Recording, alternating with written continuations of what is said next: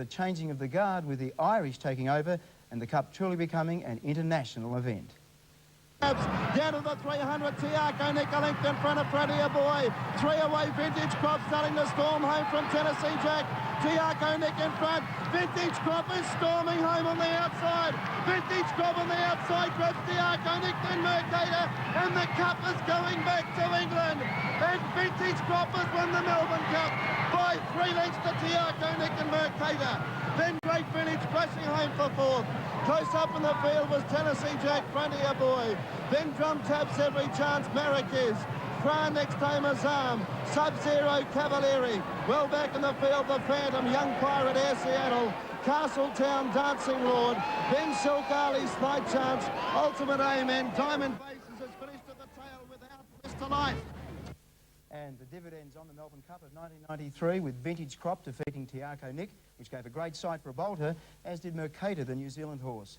And the trifecta paid a massive $55,000 on the Melbourne Cup. For length further back, going forward in behind them is Sub-Zero. Heading into the straight, and it was still Frontier Boy and the Gay Waterhouse trained Tiago Nick leading the way. Vintage Crop was starting to make his move. They're out by 2.5 lengths to Fra, followed by the Phantom, who's down the outside, and Marrakesh is battling on pretty well. Vintage Crop is back behind them, followed by our Pompeii, who's a long way back. Frontier Boy in there, well clear of Marrakesh, and then Vintage Crop down the outside. Tiago Nick is the leader with 200 to go.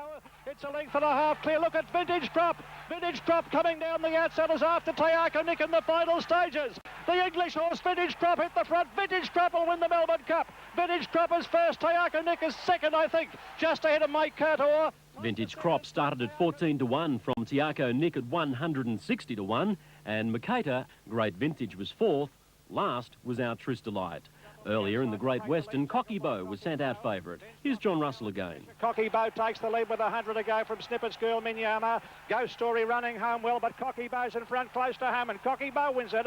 Cocky Bow wins it. Cocky Bow was the 5 to 2. Vintage further back is Cavalieri, Dancing Lord the rail. A length and a half further back is Air Seattle, Mercator. Second last is Castletown, and 2 or 3 lengths last of all is Diamond Bases.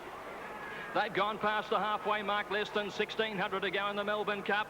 And Tiago Nick is the leader from Frontier Boy. Fra is 2 lengths away, having a lovely run. So too the Phantom on his outside. A length and a half, Maracas, who's still fighting the rider. Drum Taps travel sweetly next on the outside. They're followed by Silk Ali. With those is Vintage Crop and our Tristolite. A length and a half to Tennessee Jack, our Pompeii, Young Pirate. Further back is Sub-Zero. Last year's winner in about the middle of the field on the rail from Slight Chance. Back behind those horses, then in the field, a length and a half away, is Dancing Lord and Great Vintage, Ultimate Aim.